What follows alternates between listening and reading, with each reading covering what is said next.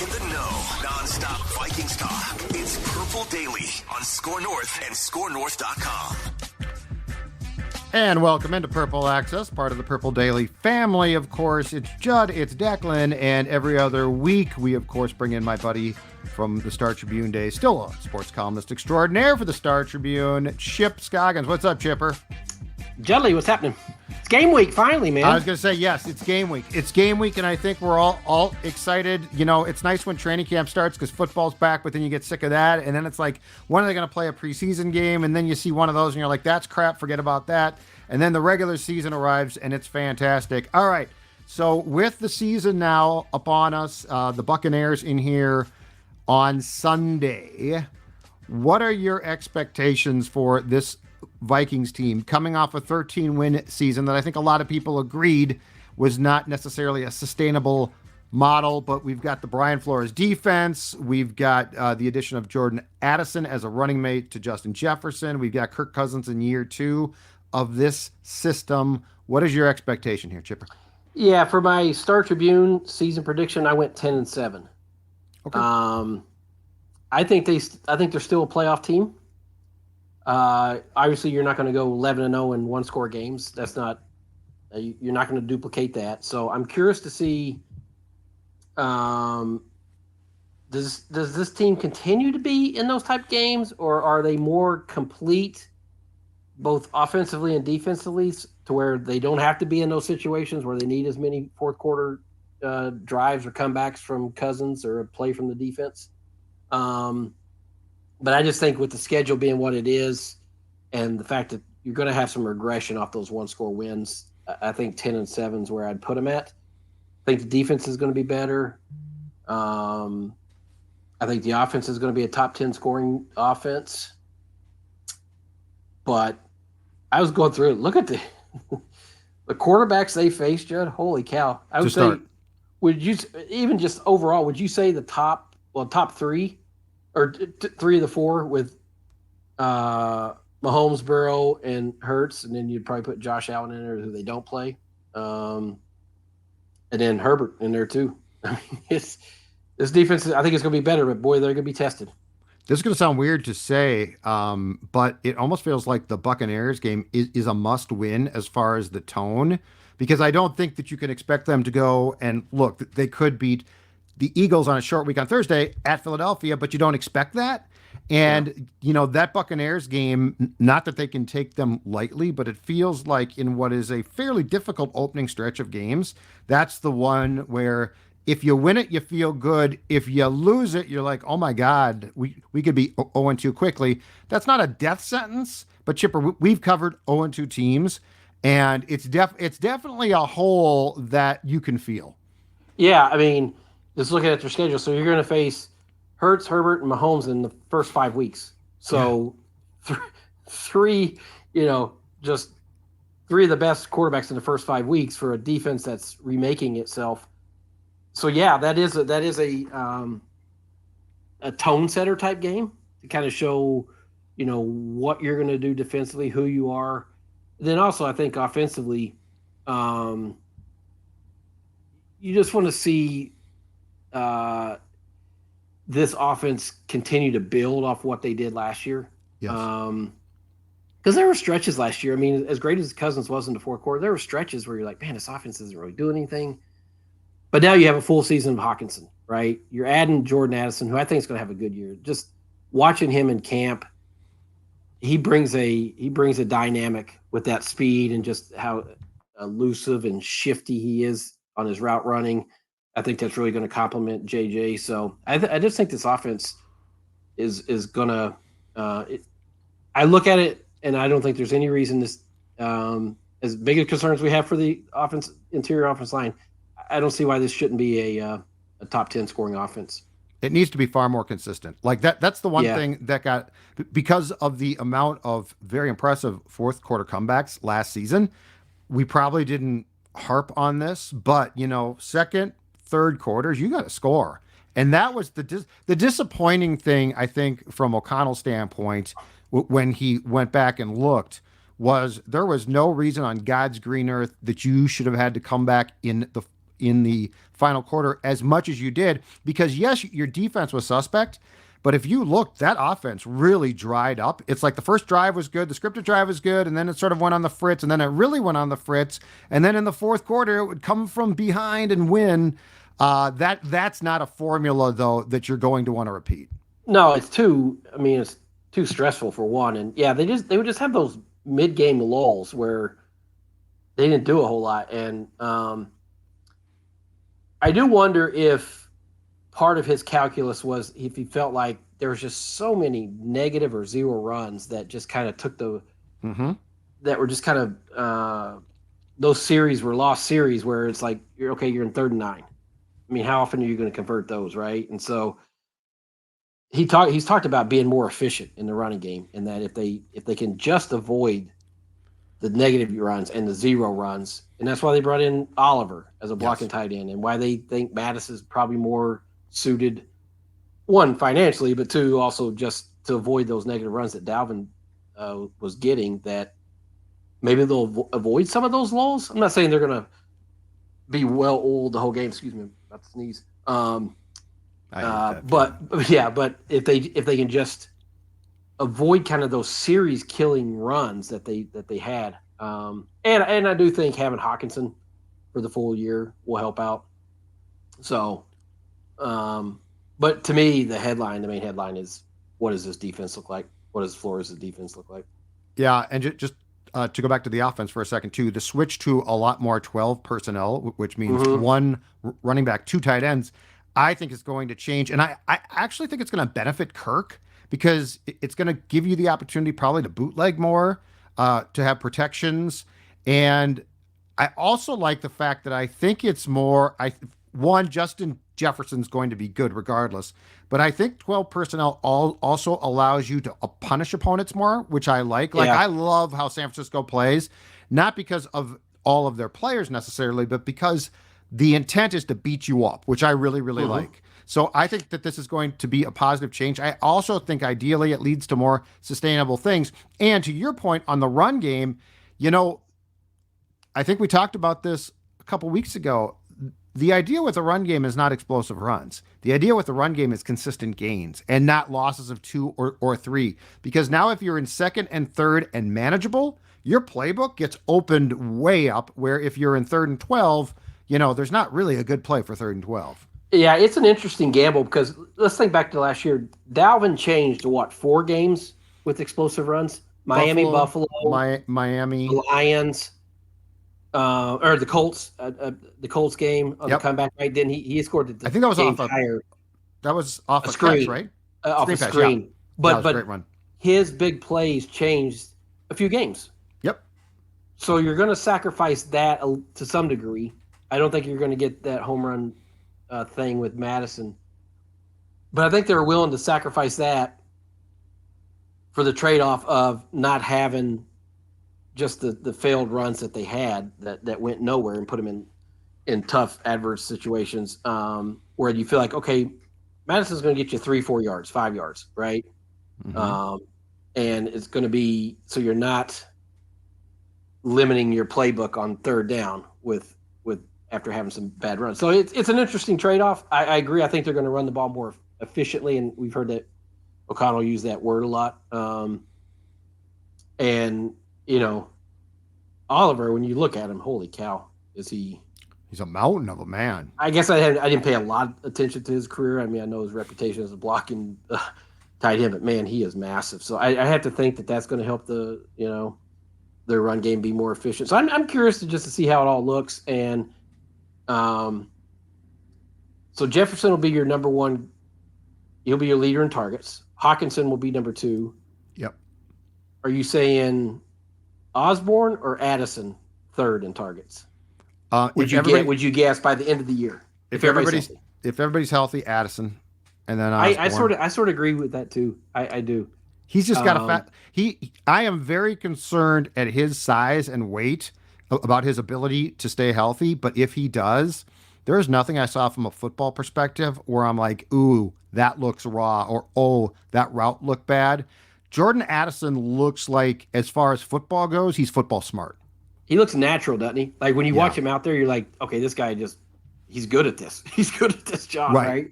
Just the way he runs routes and how fast he is. But you're right, health. I mean, he's not a big guy, so he's got to be, get out of bounds or get down or not, be slippery and not take the big hit because he's not how's physically huge. How's he going to fare, Chip, against press coverage, do you think? Well, I think his footwork and just so quick off the line that he's going to be able to avoid it. That's my inclination.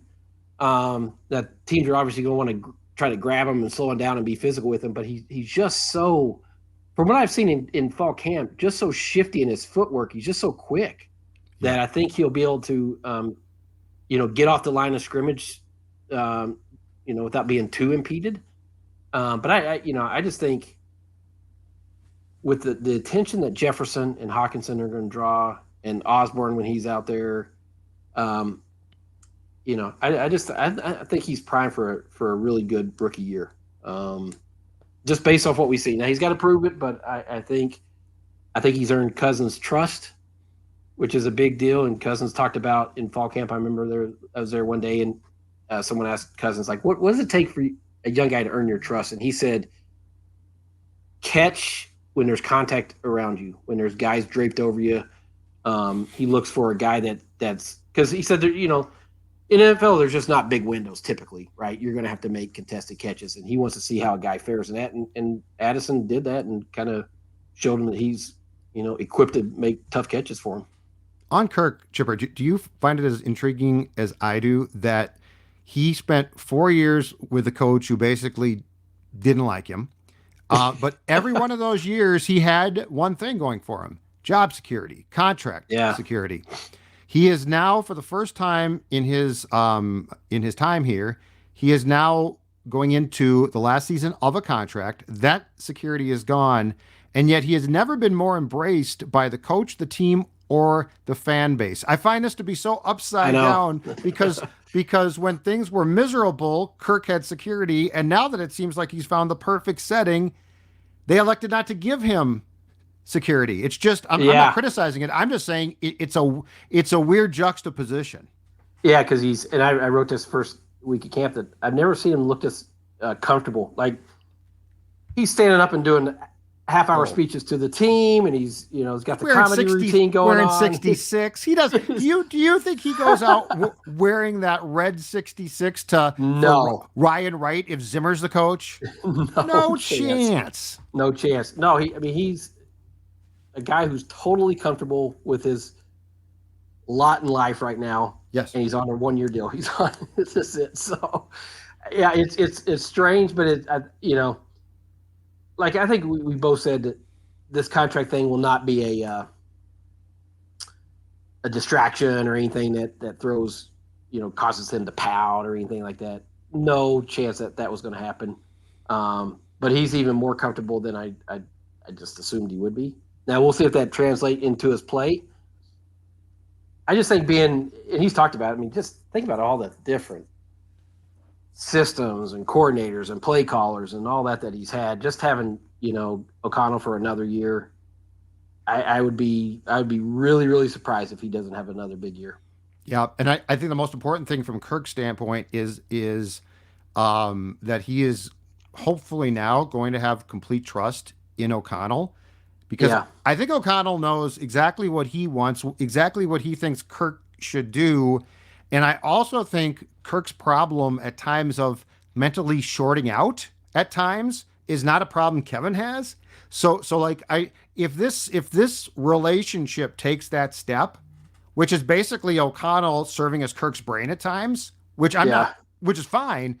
I think that could be an absolute key because to go back to that play in Buffalo where Kirk called the play and it was a terrible play call and they should have lost that game. And O'Connell's like, you've got to trust me. You've got to listen to me. I think if they take that step, it could be a very, very big step because, Kirk has never clearly had a head coach who's even close to what Kevin is doing for him. Yeah, it's interesting. Go back to that play, because the quarterback, that documentary showed so much I thought fascinating about. That we didn't know. that we didn't know, but which like is why I wanted the sometimes. Giants play. I wanted 4th and 8. I keep Oh saying that. gosh, I I want to know. know the breakdown of that play. That the breakdown of that play would tell you a ton of what game 1 will be like. Well, there are times where O'Connell would come talk to him. He's like, "Yep, got it, yep." And, or the one that was at Miami, he's like, "You gotta just like calm down a little bit here." Is what O'Connell said to him. But let's say they lose that Buffalo game after Cousins did his own went kind of rogue on that thing. Do we find out about that? No chance. I think they cut the Giant stuff out on purpose. Do you? Yeah. Oh yeah. They had. It makes sense. It makes sense because they had editorial control. Like they could say what's in it. Because I would have loved to know. I would have loved to hear that conversation on the sideline or afterwards.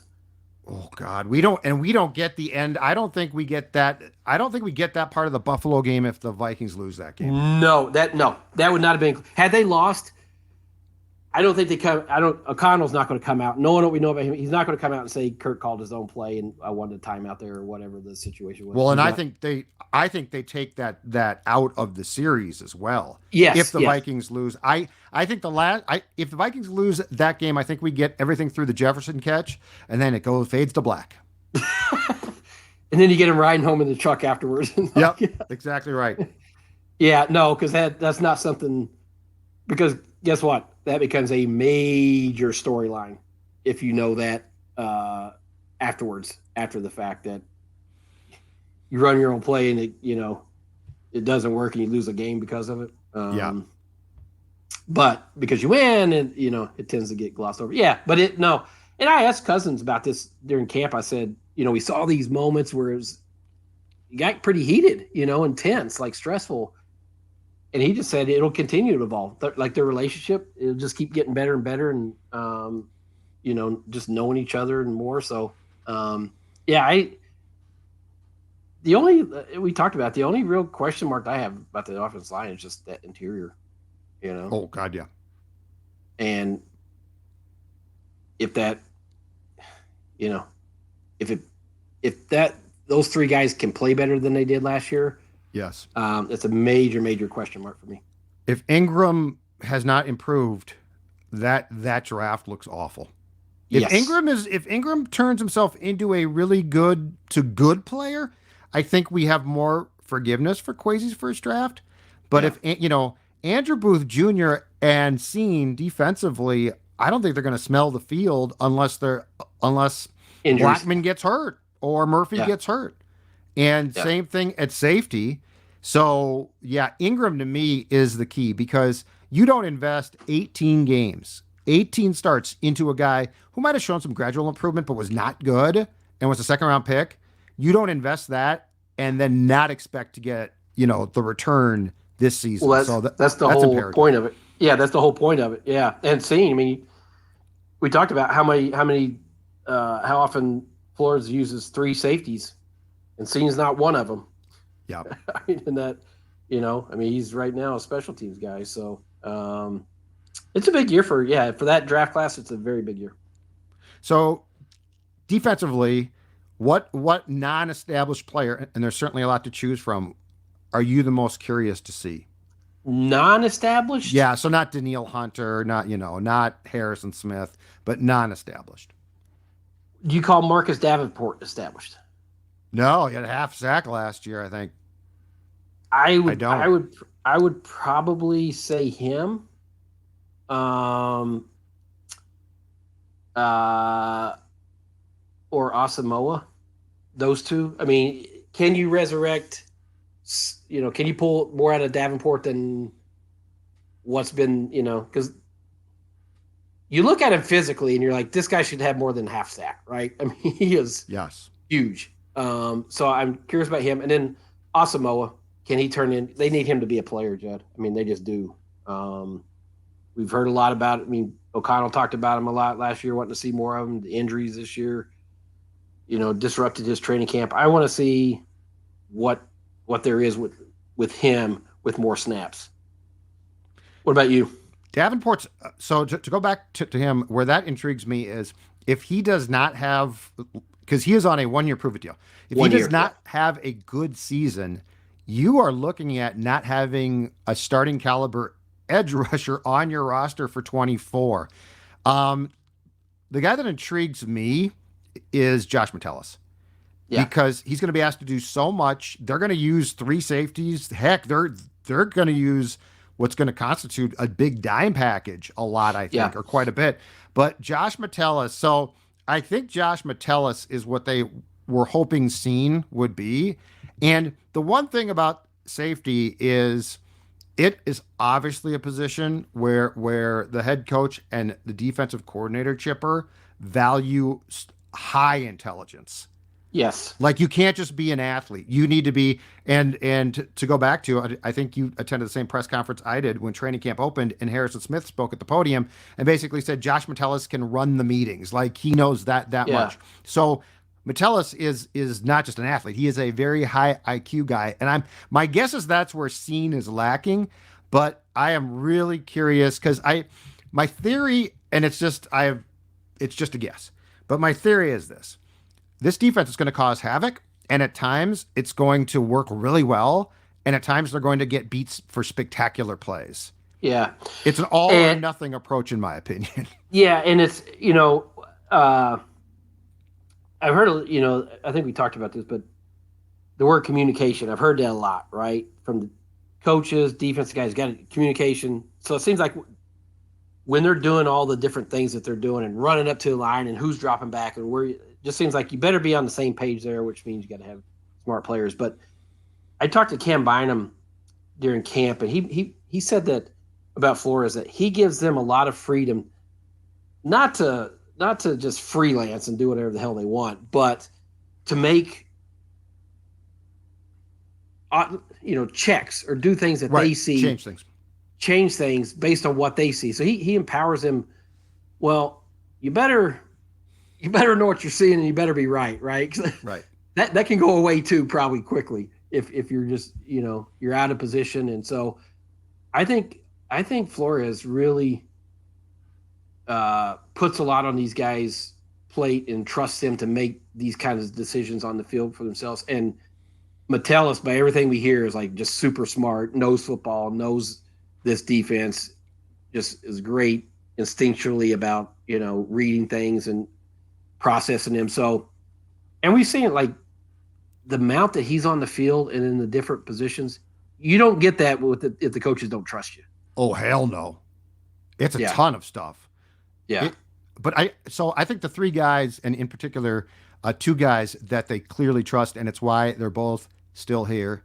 Obviously, Harrison Smith, but Jordan Hicks too. I think for all of the questions of, well, he's not really that fast. It doesn't really fit what you're doing. Why?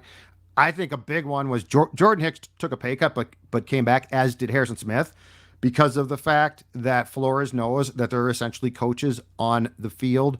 Harrison Phillips as well. Now, I do have concerns about the front of that line. The line does. Yeah. I'm not sold that they have the right fit up there. But I do think that Jordan Hicks and Harrison Smith in particular, you talk about checks being made and coaches on the field. I think those 2 guys are there because of that to a large degree. Yeah. Well, you need organizers, right?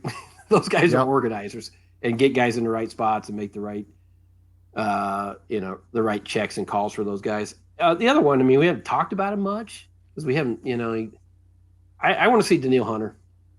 I want to see.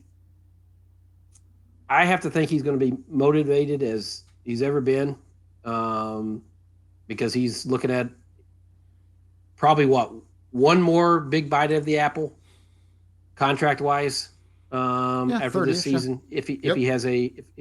Has he turned 30 or he's turning 30 this season? I think he's turning 30 this season. Yeah, so he's 29 right now. He's wanting another big contract, right? One last big contract. And so this is your time to do it, show that you're still a premier edge rusher, which I think he will. And I do too. I really like physically he looks great. I still think if he's used right, which I don't think he was last year. I don't think he ever really. Well, I thought towards the second half of the season he looked more like Daniil. But I just feel like he's going to look like the Daniil that we've come to expect. Yeah, and I think that I think the intriguing thing there, because now that the Hawkinson contract is done, Jefferson is obviously going to get done soon. I think the intriguing thing there, too, is the decision on contracts that the Vikings are going to have to make next March. Daniil, Kirk Cousins, and Darisaw will get extended as well, I think. But there's going to be a lot of really interesting decisions to make about aging players that they probably still like. Yeah, I mean, so Darisaw will be up next year, right? Will they sign him to extension? Eligible, not and he'll have eligible. 2 years left, just like Justin does now. I'm guessing if he has the kind of year that you expect him to have, that he'll be one that you'll want to get done. And the question then is, does he want to become the highest paid left tackle in the NFL? Because that is rare air. Well, you think about between Hawkinson, the one Jefferson's going to get, and his,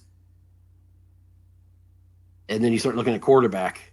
It'll be interesting. I still think it's more likely than not that Cousins comes back next year, but it's going to be interesting. Yeah, that's it. It's going to be interesting. Will he take the pay cut? How Brzezinski and Kwesi make this work financially, all these big ones. But they're going to lock these guys up. So Jefferson's going to get done. Hunter, I don't know. Hunter might walk. But the key thing is when they go to Kirk, and if Kirk has a good year, someone's going to offer him probably a really lucrative one final 3-year contract. My question on that one then is, what's the Vikings counter? And does he take the discount? Because, he has never done that before. He's never taken the discount, really. No, he's never. And don't you think that so much of that depends on what happens this year with his play and where the team's going? Or do you think that's all totally independent of? No, I think it depends on that. But I think you're right. I think he's going to have a good year. I do too. Now, he wins a couple playoff games. Now the story changes. That changes everything. Yeah. That changes a lot. But that one, I think he's going to have a good, just to be very clear, regular season. I don't know in the playoffs. That's it. Yeah. There's no track record of success really beyond a win against the Saints. Yeah, exactly. I agree with the same thing. I think statistically and all that, I think regular season, and we'll see what happens there. But Hawkinson reset the market. Jefferson's going to, be paid like a quarterback. Blow it up. Darisaw's going to get, a massive contract. So I just don't know how many of those you can have on your payroll and still fill out the rest of your roster. Right. And then I guess the question is, if you can bring Kirk Cousins back, your first round draft pick almost certainly has to be a defensive end, right? A pass rusher. Yes. And I'm writing a call about this week, Judd, is that when you think about these contract situations, that to me puts even more onus on O'Connell and this coaching staff to develop these young guys. You have to be able to develop guys on their rookie, because you've missed on drafts. Either the first one of Kwesi, which is still unknown, but those big year for them. Some of the last ones of Spielman, particularly on the defensive side of the ball. You need guys on their first contracts to be significant players for you, and you have to develop these guys because they're going to have this top heavy roster again with guys making just massive amounts of money on their their star players that they need. They need younger players to be key guys for them. Yep. All right, sir. Before we get done, give me your thoughts, just because I love to see you talk about it, on last weekend college football, because it was fun. Yeah. I saw a lot of teams that showed rust and shakiness early and then settled in. Judd, this is going to be a year of the quarterback. Isn't it fun? We could say that every year in college football, but there is some high end quarterback play in college football this year. Do you think that there will be high and enough play where if the Vikings are drafting, let's say in the first round, let's say they're drafting 15th or 16th, that they could take a quarterback there? I absolutely do. Now, Caleb Williams and Drake May, I think, are going to go 1-2. Those guys are special, but man, there are some really good quarterbacks in college football this year, and I think there will be, Judd. I honestly do.